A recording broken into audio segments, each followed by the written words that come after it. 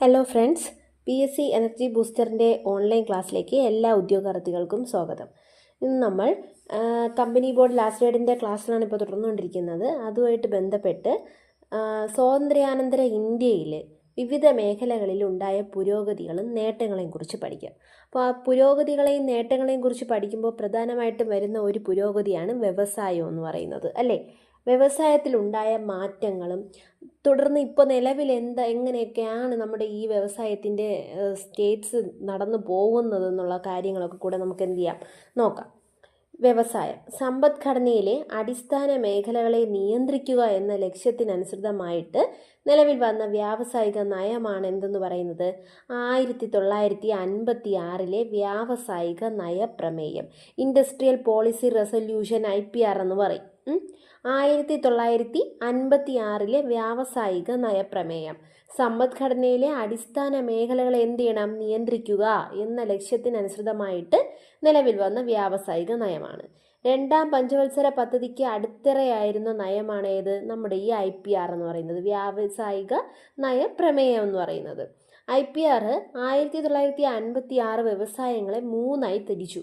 എങ്ങനെയൊക്കെയാണ്?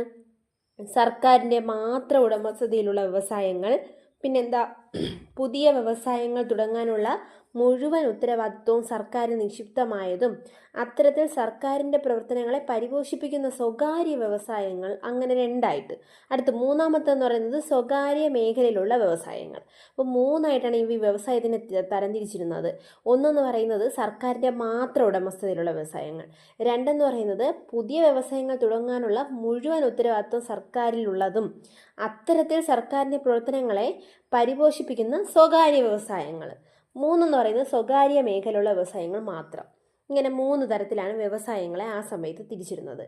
IPR എന്ന് പറയുന്നത് വ്യാവസായിക നയപ്രമേയം. 1956 ഈ നയപ്രമേയത്തിൻ്റെ ലക്ഷ്യങ്ങൾ എന്തൊക്കെയായിരുന്നു? പിന്നാക്ക മേഖലയിലെ വ്യാവസായ സംരംഭങ്ങൾ പ്രോത്സാഹിപ്പിക്കുക, പ്രാദേശിക സന്തുലിതാവസ്ഥ പ്രോത്സാഹിപ്പിക്കുക, സാമ്പത്തികമായി പിന്നാക്കം നിൽക്കുന്ന മേഖലകളിൽ ആരംഭിക്കുന്ന വ്യവസായ സംരംഭങ്ങൾക്ക് എന്ത് ചെയ്യണം, ലൈസൻസ്, കുറഞ്ഞ വൈദ്യുതി നിരക്ക്, കുറഞ്ഞ നികുതി എന്നിവയൊക്കെ കൊടുക്കുക. അപ്പോൾ ആധുനിക ഇന്ത്യൻ വ്യവസായത്തിൻ്റെ പിതാവെന്നറിയപ്പെടുന്നത് ആരാണ്? ജംഷഡ്ജി ടാറ്റയാണ് അല്ലേ? ആധുനിക ഇന്ത്യൻ വ്യവസായത്തിൻ്റെ പിതാവെന്നറിയപ്പെടുന്ന ആരാണ്? ജംഷഡ്ജി ടാറ്റ. ഗ്രാമവികസനത്തിൽ ചെറുകിട വ്യവസായങ്ങളുടെ സാധ്യത മുന്നോട്ട് വെച്ച കമ്മിറ്റി ഏതാണ്? ഗ്രാമവികസനത്തിൽ 1955 കാർവേ കമ്മിറ്റിയാണ്. കാർവേ കമ്മിറ്റി, ഗ്രാമീണ ചെറുകിട വ്യവസായ കമ്മിറ്റി എന്ന് ഇത് അറിയപ്പെടുന്നുണ്ട്. അപ്പോൾ ഗ്രാമവികസനത്തിൽ ചെറുകിട വ്യവസായങ്ങളുടെ സാധ്യത മുന്നോട്ട് വെച്ച കമ്മിറ്റിയാണ് കാർവേ കമ്മിറ്റി. ഇന്ത്യയിലെ ആസൂത്രിത വ്യവസായ നഗരം ഏതാ? ജംഷഡ്പൂർ. എല്ലാവർക്കും അറിയാം ജംഷഡ്പൂർ. വ്യാവസായിക ഉൽപ്പന്നങ്ങളുടെ ഗുണമേന്മയ്ക്ക് അംഗീകാരം നൽകുന്ന സ്ഥാപനമാണ് നമ്മുടെ BIS അല്ലേ, ബ്യൂറോ ഓഫ് ഇന്ത്യൻ സ്റ്റാൻഡേർഡ്സ് എന്നറിയപ്പെടും. BIS നിലവിൽ വന്നത് എന്നാണ്? 1987 ഏപ്രിൽ 1 ഹെഡ്ക്വാർട്ടേഴ്സ് ന്യൂഡൽഹിയാണ്, മറക്കരുത്. ആധുനിക ഇന്ത്യൻ വ്യവസായത്തിൻ്റെ പിതാവെന്നറിയപ്പെടുന്നത് ജംഷഡ്ജി ടാറ്റയാണ്. ഗ്രാമവികസനത്തിന് ചെറുകിട വ്യവസായങ്ങളുടെ സാധ്യത മുന്നോട്ട് വെച്ച കമ്മിറ്റിയാണ് കാർവേ കമ്മിറ്റി. കാർവേ കമ്മിറ്റി ഏത് വർഷത്തിലാണ്? 1955. ഇന്ത്യയിലെ ആസൂത്രിത വ്യവസായ നഗരം എന്നറിയപ്പെടുന്നത് ഏതാണ്? ജംഷഡ്പൂർ. വ്യവസായ ഉൽപ്പന്നങ്ങളുടെ ഗുണമേന്മയ്ക്കുള്ള അംഗീകാരം നൽകുന്ന സ്ഥാപനമാണ് BIS, Bureau of Indian Standards. BIS നിലവിൽ വന്നത് എന്നാ? 1987 ഏപ്രിൽ 1. ഹെഡ്ക്വാർട്ടേഴ്സ് ന്യൂഡൽഹിയാണ്. Board for Industrial and Financial Reconstruction BIFR സ്ഥാപിതമായ വർഷം ഏതാണ്? 1987. വ്യവസായശാലകളിലെ മലിനീകരണം കുറയ്ക്കുന്നതിനായി സ്റ്റാർ റേറ്റിംഗ് പ്രോഗ്രാം ആരംഭിച്ച സംസ്ഥാനം. ഇമ്പോർട്ടൻ്റ് ആണ്. വ്യവസായശാലകളിലെ മലിനീകരണം കുറയ്ക്കുന്നതിനായി സ്റ്റാർ റേറ്റിംഗ് പ്രോഗ്രാം ആരംഭിച്ച സംസ്ഥാനമാണ് ഒഡീഷ. അപ്പോൾ വ്യവസായത്തെക്കുറിച്ചുള്ള ബേസിക് ആയിട്ടുള്ള കാര്യങ്ങളാണ് പറഞ്ഞത്. 1956 IPR നിയമത്തെക്കുറിച്ച് പറഞ്ഞു. രണ്ടാം പഞ്ചവത്സര പദ്ധതിക്ക് അടിത്തറയിട്ടിരുന്ന നിയമമാണ് നമ്മുടെ ഈ IPR നിയമം എന്ന് പറഞ്ഞു. അതിൻ്റെ പ്രധാനപ്പെട്ട 3 ലക്ഷ്യങ്ങളും 3ആയി തിരിച്ച കാര്യങ്ങളും പറഞ്ഞു. പിന്നെ പറഞ്ഞ ബേസിക് ആയിട്ടുള്ള പോയിന്റ്സ് ആണ് ആധുനിക ഇന്ത്യൻ വ്യവസായത്തിൻ്റെ പിതാവ് ടാറ്റയാണെന്നും, പിന്നെ എന്താണ് BIS എന്നാണ് നിലവിൽ വന്നത്, ഗുണമേന്മയ്ക്ക് അംഗീകാരം നൽകുന്ന സ്ഥാപനമാണ് BIS എന്ന് പറയുന്നത്, ആസൂത്രിത വ്യവസായ നഗരം എന്നറിയപ്പെടുന്നത് നമ്മുടെ ജംഷഡ്പൂർ ആണ്. അടുത്ത് നോക്കേണ്ടത് നമുക്ക് കുറച്ച് വ്യവസായങ്ങളെക്കുറിച്ച്, ഇമ്പോർട്ടൻ്റ് ആയിട്ട് നമ്മൾ മനസ്സിലാക്കേണ്ട കുറച്ച് വ്യവസായങ്ങളെക്കുറിച്ച് പഠിക്കാം. പരുത്തി തുണി വ്യവസായം. ആദ്യം നോക്കാം പരുത്തി തുണി വ്യവസായം. ലോകത്തിൽ ആദ്യമായി പരുത്തി കൃഷി ചെയ്തത് എവിടെയാണ്? ലോകത്തിൽ ആദ്യമായി പരുത്തി കൃഷി ചെയ്തത് സിന്ധു നദീതട നിവാസികളാണ് ലോകത്തിൽ ആദ്യമായി പരുത്തി കൃഷി ചെയ്തത്. ഗ്രീക്കുകാർ പരുത്തിയെ വിശേഷിപ്പിച്ചത് എന്താണ്? സിൻഡൻ. ഗ്രീക്കുകാർ പരുത്തിയെ വിശേഷിപ്പിച്ചത് സിൻഡൻ. ഇന്ത്യയിലെ ഏറ്റവും പഴയ വ്യവസായമാണ് പരുത്തി വ്യവസായം. ഇന്ത്യയിലെ ഏറ്റവും വലിയ കാർഷിക വ്യവസായം എന്നറിയപ്പെടുന്നത് ഏത് തന്നെയാണ്? പരുത്തി തുണി വ്യവസായമാണ്. ഏറ്റവും വലിയ കാർഷിക വ്യവസായം എന്നറിയപ്പെടുന്നതും പരുത്തി തുണി വ്യവസായമാണ്. ലോകത്തിൽ ഏറ്റവും കൂടുതൽ പരുത്തി ഉൽപ്പാദിപ്പിക്കുന്ന രാജ്യങ്ങൾ ഇന്ത്യയിലും ചൈനയിലുമാണ് പ്രധാനമായിട്ട് എന്ത് ചെയ്യുന്നത്? ഏറ്റവും കൂടുതൽ ലോകത്തിൽ പരുത്തി ഉൽപ്പാദിപ്പിക്കുന്നത്. അപ്പോൾ ലോകത്തിലെ ഏറ്റവും കൂടുതൽ പരുത്തി ഉൽപ്പാദിപ്പിക്കുന്ന രാജ്യങ്ങൾ ഏതൊക്കെയാണ്? ഇന്ത്യയും ചൈനയുമാണ്. പരുത്തിയുടെ ജന്മദേശം ഏതാ? ഇന്ത്യയാണ്. പരുത്തിയുടെ ജന്മദേശം മറന്നു പോകരുത്. പരുത്തിയുടെ ജന്മദേശം ഇന്ത്യയാണ്. ഏറ്റവും കൂടുതൽ പരുത്തി ഉൽപ്പാദിപ്പിക്കുന്ന രാജ്യങ്ങൾ ഇന്ത്യയും ചൈനയുമാണ്. പരുത്തി ഉൽപ്പാദനത്തിന് മുൻപിൽ നിൽക്കുന്ന സംസ്ഥാനങ്ങൾ ഏതൊക്കെയാണ്? രാജ്യങ്ങൾ നമ്മൾ പറഞ്ഞു ഇന്ത്യയും ചൈനയാണെന്ന്. അങ്ങനെയാണെങ്കിൽ സ്റ്റേറ്റ്സ് ഏതൊക്കെയാണ്? ഗുജറാത്ത്, മഹാരാഷ്ട്ര, തമിഴ്നാട്. യൂണിവേഴ്സൽ ഫൈബർ എന്നറിയപ്പെടുന്നത് ആരാണ്? പരുത്തിയാണ്. ഗോൾഡൻ ഫൈബർ ചാണകമാണ്. യൂണിവേഴ്സൽ ഫൈബർ പരുത്തിയും ഗോൾഡൻ ഫൈബർ ചാണകമാണ്. ലോക പരുത്തി ദിനം ഒക്ടോബർ 7 ആണ്. ഇന്ത്യയിൽ ആദ്യമായി തുണി വ്യവസായം ആരംഭിച്ചത് എവിടെയാണ്? കൊൽക്കത്തയിൽ. ഏത് ഇയറിലാണ്? 1818. കറക്റ്റ് പ്ലേസ് എവിടെയാണ്? Fort Gloster. ഇന്ത്യയിൽ ആദ്യമായി തുണി വ്യവസായം ആരംഭിച്ചത് ഫോർട്ട് ഗ്ലാസ്റ്റർ കൊൽക്കത്ത 1818. ഇന്ത്യയിലെ ഏറ്റവും വലിയ പരുത്തി തുണി ഉൽപ്പാദന കേന്ദ്രം മുംബൈ. ഇന്ത്യയിലെ ഏറ്റവും കൂടുതൽ കോട്ടൺ മില്ലുകൾ ഉള്ള സംസ്ഥാനം ഏതാണ്? കോട്ടൺ മില്ലുകളാണെന്ന് ചോദിച്ചാൽ ഏതാണ്? മഹാരാഷ്ട്ര. അപ്പോൾ പരുത്തിത്തുണി ഉൽപ്പാദന കേന്ദ്രം മുംബൈയാണ്. ഇന്ത്യയിൽ ഏറ്റവും കൂടുതൽ കോട്ടൺ മില്ലുകളുള്ള സ്റ്റേറ്റ് എന്ന് പറയുന്നത് മഹാരാഷ്ട്രയാണ്. കോട്ടണോപോളിസ് എന്ന് വിശേഷിപ്പിക്കുന്ന നഗരമാണ് മുംബൈ. അങ്ങനെയെങ്കിൽ ഇന്ത്യയിലെ മാഞ്ചസ്റ്റർ അഹമ്മദാബാദ്, ദക്ഷിണേന്ത്യയിലെ മാഞ്ചസ്റ്റർ കോയമ്പത്തൂർ, വടക്കേ ഇന്ത്യയിലെ മാഞ്ചസ്റ്റർ കാൺപൂർ, നെയ്ത്ത് പട്ടണം എന്നറിയപ്പെടുന്നത് പാനിപ്പട്ട്, ഡെനിം സിറ്റി എന്നറിയപ്പെടുന്നത് അഹമ്മദാബാദ്. ഒന്നുകൂടെ പറയാം. ഇന്ത്യയിലെ മാഞ്ചസ്റ്റർ അഹമ്മദാബാദ്, ദക്ഷിണേന്ത്യയിലെ മാഞ്ചസ്റ്റർ കോയമ്പത്തൂർ, വടക്കേ ഇന്ത്യയിലെ മാഞ്ചസ്റ്റർ കാൺപൂർ, നെയ്ത്തുപട്ടണം പാനിപ്പട്ട്, ഡെനിം സിറ്റി അഹമ്മദാബാദ്. ഇന്ത്യയുടെ പരുത്തി തുറമുഖം എന്നറിയപ്പെടുന്നത് ഏതാണ്? മുംബൈ. ഇന്ത്യയിൽ ആധുനിക രീതിയിലുള്ള ആദ്യത്തെ തുണിമില്ല് സ്ഥാപിതമായത് മുംബൈയിലാണ്. മുംബൈയിലെ 1854 ഇമ്പോർട്ടൻ്റ് ആണ്. ഇന്ത്യയിൽ ആധുനിക രീതിയിലുള്ള ആദ്യത്തെ തുണിമില്ല് സ്ഥാപിതമായത് മുംബൈയിലാണ് 1854. മുംബൈ പ്രധാന പരുത്തിത്തുണി വ്യവസായ കേന്ദ്രമായി മാറാൻ അനുകൂലമായ സാഹചര്യങ്ങൾ എന്ന് പറയുന്നത് സമീപ പ്രദേശങ്ങളിൽ നിന്നൊക്കെ അസംസ്കൃത വസ്തുക്കളുടെ ലഭ്യത നല്ലപോലെ ഉണ്ടായിരുന്നു. കുറഞ്ഞ നിരക്കിൽ ഊർജ്ജ ലഭ്യത. മുംബൈ തുറമുഖം കേന്ദ്രീകരിച്ചുള്ള കയറ്റുമതി സാധ്യതകൾ ഉണ്ടായിരുന്നു. ജലലഭ്യത ഉണ്ടായിരുന്നു. മനുഷ്യ വിഭവ ലഭ്യത ഉണ്ടായിരുന്നു. ഇതൊക്കെ കൊണ്ടാണ് എന്ത് ചെയ്തത്? മുംബൈ പ്രധാന പരുത്തി തുണി വ്യവസായ കേന്ദ്രമായിട്ട് മാറിയത്. ഏറ്റവും കൂടുതൽ തുണിമില്ലുകളുള്ള സംസ്ഥാനം ഏതാണ്? തമിഴ്നാടാണ്. പരുത്തി തുണി ഉൽപ്പാദന കേന്ദ്രം ഏതാണ്? മുംബൈയാണ്. കോട്ടൺ മില്ല് കൂടുതലുള്ള സംസ്ഥാനം മഹാരാഷ്ട്രയാണ്. എന്നാൽ തുണി മില്ല് ഏറ്റവും കൂടുതലുള്ള സ്റ്റേറ്റ് തമിഴ്നാടാണ്. ഏറ്റവും കൂടുതൽ തുണിത്തരങ്ങൾ കയറ്റുമതി ചെയ്യുന്ന തുറമുഖമാണ് കണ്ടില തുറമുഖത്തിലാണ് ഏറ്റവും കൂടുതൽ തുണിത്തരങ്ങൾ കയറ്റുമതി ചെയ്യുന്നത്. അപ്പോൾ ഇത്രയാണ് പരുത്തി വ്യവസായത്തെക്കുറിച്ച് പറയാനുള്ളത്. ലോകത്തിലെ ഏറ്റവും കൂടുതൽ പരുത്തി ഉൽപ്പാദിപ്പിക്കുന്ന രാജ്യങ്ങൾ ഏതൊക്കെയാണ്? ഇന്ത്യയും ചൈനയുമാണ്. സ്റ്റേറ്റ്സിൻ്റെ കാര്യം വരുമ്പോഴോ ഗുജറാത്ത്, മഹാരാഷ്ട്ര, തമിഴ്നാട്. യൂണിവേഴ്സൽ ഫൈബർ എന്നറിയപ്പെടുന്നു. ഗോൾഡൻ ഫൈബർ എന്നറിയപ്പെടുന്ന ഏതാണ്? അത് ചണമാണ്. ലോക പരുത്തി ദിനം എന്ന ഒക്ടോബർ 7 ആദ്യമായിട്ട് തുണി വ്യവസായം ആരംഭിച്ചത് ഫോർട്ട് ഗ്ലാസ്റ്റർ കൊൽക്കത്ത 1818. ഏറ്റവും വലിയ പരുത്തി തുണി ഉൽപ്പാദന കേന്ദ്രം മുംബൈയാണ്. കോട്ടൺ മില്ലുകളുള്ള സംസ്ഥാനമാണ് മഹാരാഷ്ട്ര. കോട്ടണോപോളിസ് എന്ന് വിശേഷിപ്പിക്കുന്ന നഗരമാണ് മുംബൈ എന്ന് പറയുന്നത്. ഏറ്റവും കൂടുതൽ തുണിമില്ലുകളുള്ള സംസ്ഥാനമാണ് തമിഴ്നാട്. ഓക്കെ അല്ലേ? ഇത്രയും പ്രധാനമായിട്ടും പരുത്തി തുണി വ്യവസായത്തെക്കുറിച്ച് നമ്മൾ ഓർത്ത് വയ്ക്കണം. അടുത്ത് നമുക്ക് പഞ്ചസാര വ്യവസായത്തെക്കുറിച്ച് നോക്കാം. പരുത്തിത്തുണി വ്യവസായം കഴിഞ്ഞാൽ കാർഷിക അടിസ്ഥാന വ്യവസായങ്ങളെ 2ാം സ്ഥാനം ആർക്കാണ്? പഞ്ചസാര വ്യവസായത്തിനാണ്. ഇന്ത്യയുടെ പഞ്ചസാര കിണ്ണം എന്നറിയപ്പെടുന്ന സ്റ്റേറ്റ് അറിയാം നമുക്ക്. ഏതാ? ഉത്തർപ്രദേശ്. ഏറ്റവും കൂടുതൽ കരിമ്പ്, പഞ്ചസാര എന്നിവ ഉൽപ്പാദിപ്പിക്കുന്ന സംസ്ഥാനമാണ് ഉത്തർപ്രദേശ്. ഏറ്റവും കൂടുതൽ കരിമ്പ്, പഞ്ചസാര എന്നിവ ഉൽപ്പാദിപ്പിക്കുന്ന സ്റ്റേറ്റാണ് ഉത്തർപ്രദേശ്. ലോകത്തിൽ ശ്രദ്ധിക്കണേ, ലോകത്തിൽ ഏറ്റവും കൂടുതൽ പഞ്ചസാര ഉൽപ്പാദിപ്പിക്കുന്നതും ഉപയോഗിക്കുന്നതുമായ രാജ്യം ഇന്ത്യ. അപ്പോൾ ശ്രദ്ധിച്ചോ, ഏറ്റവും കൂടുതൽ പഞ്ചസാര ഉപയോഗിക്കുന്നതും ഉൽപ്പാദിപ്പിക്കുന്നതും ആര് തന്നെയാണ്? നമ്മുടെ ഇന്ത്യയാണ്. ദക്ഷിണേന്ത്യയിൽ ഏറ്റവും കൂടുതൽ പഞ്ചസാര ഉൽപ്പാദിപ്പിക്കുന്ന സ്റ്റേറ്റ് എന്ന് ചോദിച്ചാൽ അത് കർണാടക. ഇന്ത്യയിലെ ആദ്യത്തെ പഞ്ചസാര വ്യവസായം ബേട്ടിയ എവിടെയാണ്? ബീഹാറിലാണ്. 1840 ഇന്ത്യയിൽ ആദ്യത്തെ പഞ്ചസാര വ്യവസായം ആരംഭിച്ചത്.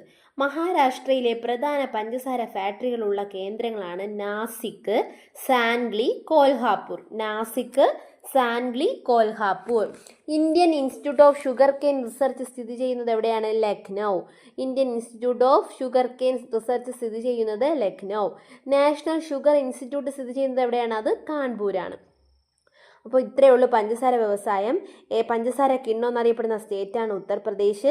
കരിമ്പ്, പഞ്ചസാര എന്നിവ ഉൽപ്പാദിപ്പിക്കുന്ന സ്റ്റേറ്റാണ് ഉത്തർപ്രദേശ് എന്ന് പറയുന്നത്. പഞ്ചസാര ഉൽപ്പാദിപ്പിക്കുന്നതും ഉപയോഗിക്കുന്നതും നമ്പർ 1 ആരാണ്? നമ്മുടെ ഇന്ത്യയാണ്. ദക്ഷിണേന്ത്യയിൽ പഞ്ചസാര ഉൽപ്പാദിപ്പിക്കുന്ന സംസ്ഥാനമാണ് കർണാടക. ഇന്ത്യയിലെ ആദ്യത്തെ പഞ്ചസാര വ്യവസായമാണ് ബേട്ടിയ എന്ന് പറയുന്നത്. ഏതൊക്കെയാ 3 പ്രധാന പഞ്ചസാര ഫാക്ടറികൾ ഉള്ളത്? നാസിക്, സാൻഗ്ലി, കോൽഹാപൂർ ആണ്. Indian institute of sugar cane research സ്ഥിതി ചെയ്യുന്നത് എവിടെയാ? അത് ലക്നൌവിലാണ്. ലക്നൌവിൽ മറക്കരുതേ. ഇത്രയും ഇപ്പോൾ പരുത്തി വ്യവസായമായി, പഞ്ചസാര വ്യവസായമായി. അടുത്തൊരു ഇമ്പോർട്ടൻ്റ് ഉള്ള സാധനമാണ് ഗോൾഡൻ ഫൈബർ എന്നറിയപ്പെടുന്ന ചണം, അല്ലേ? അപ്പോൾ ചണ വ്യവസായത്തെക്കുറിച്ച് നോക്കാം. പശ്ചിമ ബംഗാളിലെ ഹൂഗ്ലി നദീതീരത്ത് കേന്ദ്രീകരിച്ചിരിക്കുന്ന പ്രധാന വ്യവസായമാണ് ചണ വ്യവസായം എന്ന് പറയുന്നത്. ഹൂഗ്ലി നദീതീരത്ത് കേന്ദ്രീകരിച്ചിരിക്കുന്നതാണ് ഏതെന്ന് പറയുന്നത്? ചണ വ്യവസായം. പശ്ചിമ ബംഗാളിലെ ഹൂഗ്ലി നദീതീരത്ത് കേന്ദ്രീകരിച്ചിരിക്കുന്ന പ്രധാന വ്യവസായമാണ് ചണ വ്യവസായം. പശ്ചിമ ബംഗാളിലെ ഏത് നദിയിലാണ്? ഹൂഗ്ലി നദീതീരത്ത് കേന്ദ്രീകരിച്ചിരിക്കുന്ന പ്രധാന വ്യവസായം. ഇന്ത്യയിൽ ആദ്യ ചണമില്ല് ആരംഭിച്ച സ്ഥലമാണ് റിഷ്റ. ഇന്ത്യയിൽ ആദ്യ ചണമില്ല് ആരംഭിച്ച സ്ഥലമാണ് റിഷ്റ. 1855 കൊൽക്കത്തയിലാണ്. ഈ റിഷ്റ ഓർത്തോളണം. ഇന്ത്യയിൽ ആദ്യ ചണമില്ല് ആരംഭിച്ച സ്ഥലമാണ് റിഷ്റ. 1855 Kolkata. Jute corporation of India സ്ഥാപിതമായ വർഷം ഏതാ? അങ്ങനെയെങ്കിൽ 1971. ജൂട്ട് കോർപ്പറേഷൻ ഓഫ് ഇന്ത്യ സ്ഥാപിതമായത് 1971. ഏറ്റവും കൂടുതൽ ചണം കയറ്റുമതി ചെയ്യുന്ന ഇന്ത്യൻ തുറമുഖം ഏതാണ്? കയറ്റുമതി ചെയ്യുന്നത് അത് കൊൽക്കത്തയാണ്. ഏറ്റവും കൂടുതൽ ചണം കയറ്റുമതി ചെയ്യുന്ന തുറമുഖം എന്ന് പറയുന്നത് കൊൽക്കത്തയാണ്. Indian Jute Industries Research Association സ്ഥിതി ചെയ്യുന്നത് Kolkata. Indian Jute Industries Research Association സ്ഥിതി ചെയ്യുന്നത് കൊൽക്കത്ത. ചണം ഉൽപ്പാദനത്തിൽ മുന്നിലുള്ള ദക്ഷിണേന്ത്യൻ സംസ്ഥാനമാണ് ആന്ധ്രാപ്രദേശ്. അപ്പോൾ ശ്രദ്ധിച്ചോ, പശ്ചിമ ബംഗാളിലെ ഹൂഗ്ലി നദീതീരത്ത് കേന്ദ്രീകരിച്ചിരിക്കുന്ന പ്രധാന വ്യവസായമാണ് ഏത്? ചണ വ്യവസായം. ഇന്ത്യയിലെ ആദ്യ ചണമില്ല് ആരംഭിച്ച സ്ഥലം 1855 കൊൽക്കത്തയിലെ റിഷ്റ. ജൂട്ട് കോർപ്പറേഷൻ ഓഫ് ഇന്ത്യ സ്ഥാപിതമായ വർഷം എന്ന 1971. ഏറ്റവും കൂടുതൽ ചണം കയറ്റുമതി ചെയ്യുന്ന ഇന്ത്യൻ തുറമുഖമാണ് ഏതെന്ന് പറയുന്നത്? നമ്മുടെ Kolkata. Indian Jute Industries Research Association സ്ഥിതി ചെയ്യുന്നത് എവിടെയാണ്? കൊൽക്കത്തയിലാണ്. മറന്നു പോകരുതേ. ശ്രദ്ധിച്ചോടെ, ഇമ്പോർട്ടൻ്റ് ആയിട്ട് മറന്നു പോകുന്ന ഒരു സാധനമാണ്. ലോകത്തിൽ ചണ ഉൽപ്പാദനത്തിൽ മുന്നിൽ നിൽക്കുന്ന രാജ്യം ഏതാ? ഇന്ത്യ. ചണ ഉൽപ്പാദനത്തിലും വ്യവസായത്തിലും മുന്നിൽ നിൽക്കുന്ന സ്റ്റേറ്റ് ചോദിച്ചാലോ, അത് നമ്മുടെ പശ്ചിമ ബംഗാളാണ്. ഇന്ത്യയിൽ ഏറ്റവും കൂടുതൽ ചണമില്ലുകളുള്ള സംസ്ഥാനം ഏതാണ്? അത് പശ്ചിമ ബംഗാളിലാണ്. ഇത്രയുമാണ് ചണ വ്യവസായത്തെക്കുറിച്ച് ശ്രദ്ധിക്കേണ്ടത്. അടുത്ത് നമുക്ക് കമ്പിളി വ്യവസായം നോക്കാം. അപ്പോൾ നമ്മൾ പഞ്ചസാര വ്യവസായം നോക്കി, പരുത്തിത്തുണി വ്യവസായം നോക്കി, ചണ വ്യവസായം നോക്കി. അടുത്തത് കമ്പിളി വ്യവസായമാണ്.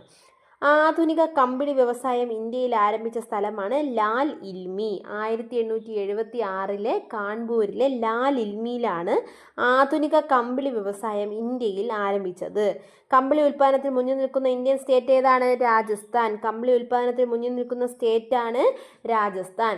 ഏറ്റവും കൂടുതൽ കമ്പിളി യൂണിറ്റുകൾ ഉള്ള ഇന്ത്യൻ സ്റ്റേറ്റ് ഏതാണ്? അത് പഞ്ചാബാണ്. നമ്മുടെ കമ്പിളി യൂണിറ്റുകൾ കൂടുതലുള്ള സ്റ്റേറ്റാണ് പഞ്ചാബ്. ഇന്ത്യയിൽ കമ്പിളി ഉൽപ്പന്നങ്ങളുടെ പ്രധാന കേന്ദ്രങ്ങളാണ് പഞ്ചാബിലെ ധാരിവാളും ലുധിയാനയും. മറക്കരുത്, ഇന്ത്യയിലെ കമ്പിളി ഉൽപ്പന്നങ്ങളുടെ പ്രധാന കേന്ദ്രങ്ങൾ എന്ന് പറയുന്നത് ഏതൊക്കെയാണ്? പഞ്ചാബിലെ ധാരിവാളും ലുധിയാനയും. സുവർണ കമ്പിളിയുടെ നാട് എന്നറിയപ്പെടുന്നത് രാജ്യം ഏതാണ്? സുവർണ കമ്പിളിയുടെ അത് ഓസ്ട്രേലിയയാണ്. സുവർണ കമ്പിളിയുടെ നാട് എന്നറിയപ്പെടുന്ന രാജ്യമാണ് ഓസ്ട്രേലിയ. അപ്പോൾ ശ്രദ്ധിച്ചോ, കമ്പിളി വ്യവസായം ആധുനിക കമ്പിളി വ്യവസായം ഇന്ത്യയിൽ ആരംഭിച്ച സ്ഥലമാണ് ലാൽ ഇൽമി. 1876 കാൺപൂർ. കമ്പിളി ഉൽപ്പാദനത്തിൽ മുന്നിൽ നിൽക്കുന്ന സ്റ്റേറ്റ് ഏതാണ്? അത് രാജസ്ഥാനാണ്. കമ്പിളി യൂണിറ്റുകളുള്ള ഇന്ത്യൻ സ്റ്റേറ്റ് ഏതാണ്? അത് പഞ്ചാബാണ്. മറന്നു പോകരുത്. അടുത്ത നമുക്ക് പഞ്ചസാര വ്യവസായി, ചണ വ്യവസായി, കമ്പിളി വ്യവസായി. അടുത്ത് നമുക്ക് പട്ടുനൂൽ വ്യവസായം നോക്കാം. ശ്രദ്ധിച്ചോളണേ, പട്ടുനൂൽ വ്യവസായം. ലോകത്തിൽ ഏറ്റവും കൂടുതൽ പട്ടുനൂൽ ഉൽപ്പാദിപ്പിക്കുന്ന രാജ്യം ഏതാണ്? ചൈനയാണ്. രണ്ടാമത് ഏതാണ്? നമ്മുടെ ഇന്ത്യക്ക് 2ാം സ്ഥാനമാണ്. അപ്പോൾ ലോകത്തിൽ ഏറ്റവും കൂടുതൽ പട്ടുനൂൽ ഉൽപ്പാദിപ്പിക്കുന്ന 2ാമത്തെ രാജ്യമാണ് ഇന്ത്യ. അങ്ങനെയെങ്കിൽ ശ്രദ്ധിച്ചോ, 1ാമത്തെ രാജ്യം, ഫസ്റ്റ് രാജ്യം ഏതാണ്? അത് ചൈനയാണ്. ഇന്ത്യയിൽ ഏറ്റവും കൂടുതൽ പട്ട് ഉൽപ്പാദിപ്പിക്കുന്ന സ്റ്റേറ്റാണ് ഏത്? അറിയാം, കർണാടക. ഏറ്റവും കൂടുതൽ പട്ട് ഉൽപ്പാദിപ്പിക്കുന്ന സ്റ്റേറ്റാണ് കർണാടക. ഓക്കെ. ഇന്ത്യയിലെ ആദ്യത്തെ പട്ടുനൂൽ വ്യവസായം ആരംഭിച്ചത് 1832 ഹൗറയിലാണ്. ഹൗറ. അസമിൽ മാത്രം ഉൽപ്പാദിപ്പിക്കുന്ന പ്രത്യേകതരം സിൽക്കാണ് ഏത്? മുഗ സിൽക്ക്. ഇന്ത്യയിൽ പ്രധാന ഇനം പട്ടുകൾ ഏതൊക്കെയാണ്? മൽബറി പട്ട്, ടസർ പട്ട്, മുഗ പട്ട്. ഏതൊക്കെയാണ് ഇന്ത്യയിലെ പ്രധാന ഇനം പട്ടുകളാണ്? മൽബറി പട്ട്, ടസർ പട്ട്, മുഗ പട്ട്. സെൻട്രൽ സിൽക്ക് ബോർഡ് സ്ഥിതി ചെയ്യുന്നത് എവിടെയാണ്? ബംഗളൂരു ആണ്. ബംഗളൂരു. അപ്പോൾ ലോകത്തിൽ ഏറ്റവും കൂടുതൽ പട്ടുനൂൽ ഉൽപ്പാദിപ്പിക്കുന്ന 2ാമത്തെ രാജ്യമാണ് ഇന്ത്യ. 1ാമത്തെ രാജ്യം ചൈനയാണ്. പിന്നെ ഇന്ത്യയിൽ ഏറ്റവും കൂടുതൽ പട്ട് ഉൽപ്പാദിപ്പിക്കുന്ന സ്റ്റേറ്റാണ് കർണാടക. ഇന്ത്യയിലെ ആദ്യത്തെ പട്ടുനൂൽ വ്യവസായം ആരംഭിച്ചത് ഹൗറ 1832 അസമിൽ മാത്രം ഉൽപ്പാദിപ്പിക്കുന്ന പ്രത്യേകതരം സിൽക്കാണ് മുഗ സിൽക്ക്.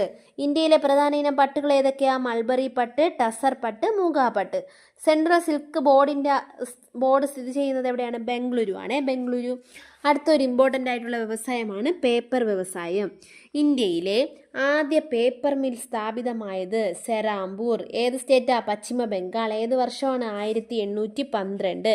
അപ്പോൾ പശ്ചിമ ബംഗാളിലെ സെറാംപൂരിലെ 1812 ഇന്ത്യയിലെ ആദ്യ പേപ്പർ മില്ല് സ്ഥാപിതമായി.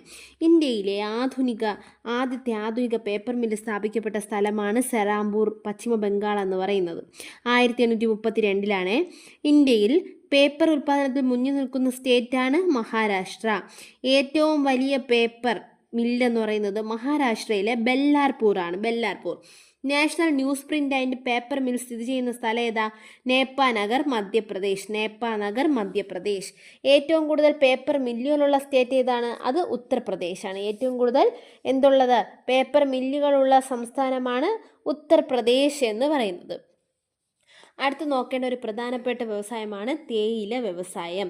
ഇന്ത്യയിൽ നിന്ന് കയറ്റുമതി ചെയ്യുന്ന ഒരു പാനീയ വിള എന്ന് ചോദിച്ചാൽ ഏതാണ്? അത് നമ്മുടെ ടീ ആണ്, തേയിലയാണ്.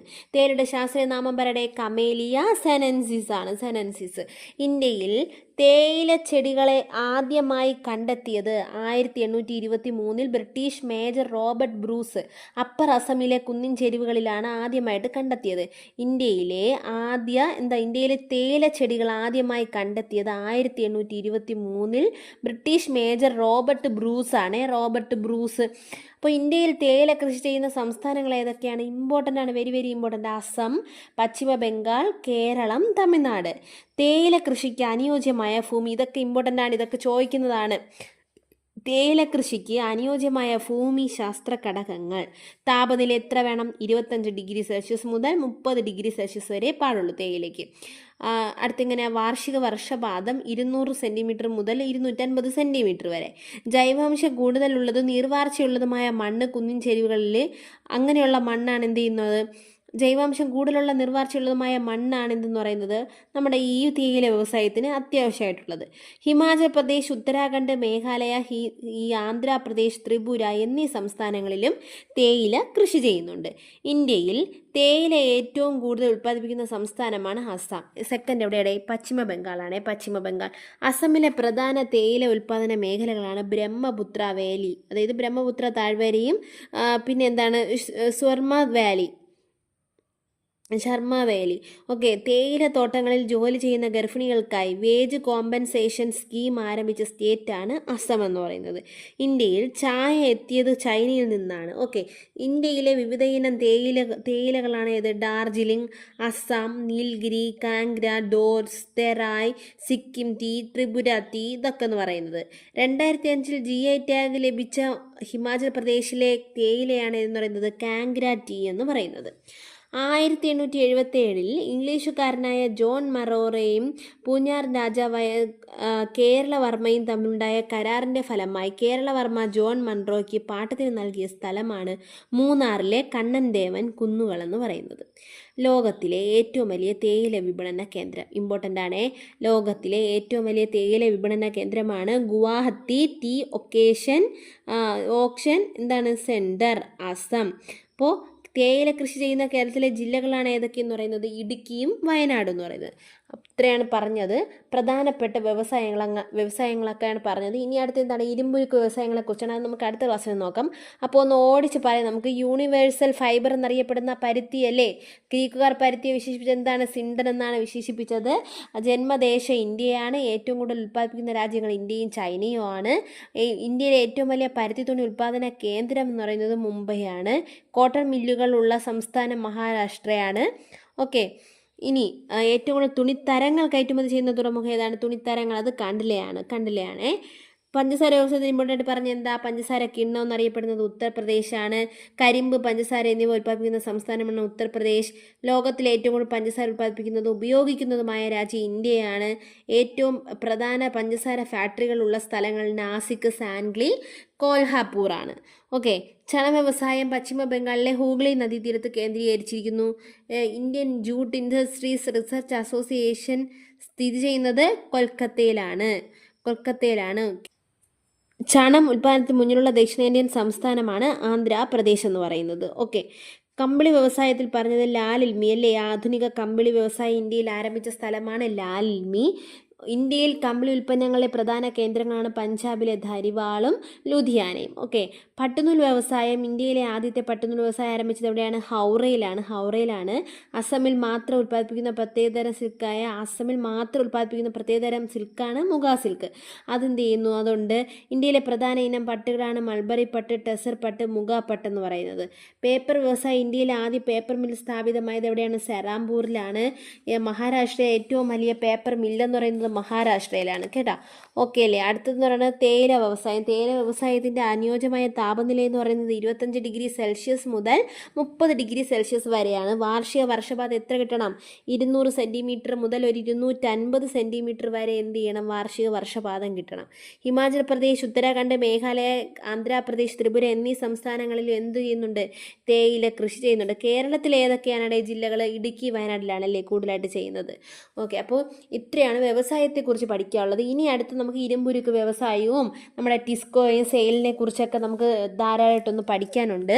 നമുക്ക് ഓരോരോ ഇരുമ്പുരുക്ക് വ്യവസായ നിർമ്മാണശാലകളെ കുറിച്ച് പഠിക്കണം. അത് കഴിഞ്ഞ് വിശ്വേശ്വരയ്യ അയൺ സ്റ്റീൽ വർക്ക്സിനെ കുറിച്ച് പഠിക്കണം. അപ്പോൾ അതൊക്കെ നമുക്ക് തുടർന്ന് വരുന്ന ക്ലാസ്സിൽ നമുക്ക് പഠിക്കാം. എല്ലാവരും നല്ലപോലെ പഠിക്കുക, ക്ലാസ് കണ്ട് ഷെയർ ചെയ്യുക, ഫോളോ ചെയ്യണേ. Okay, thank you for watching.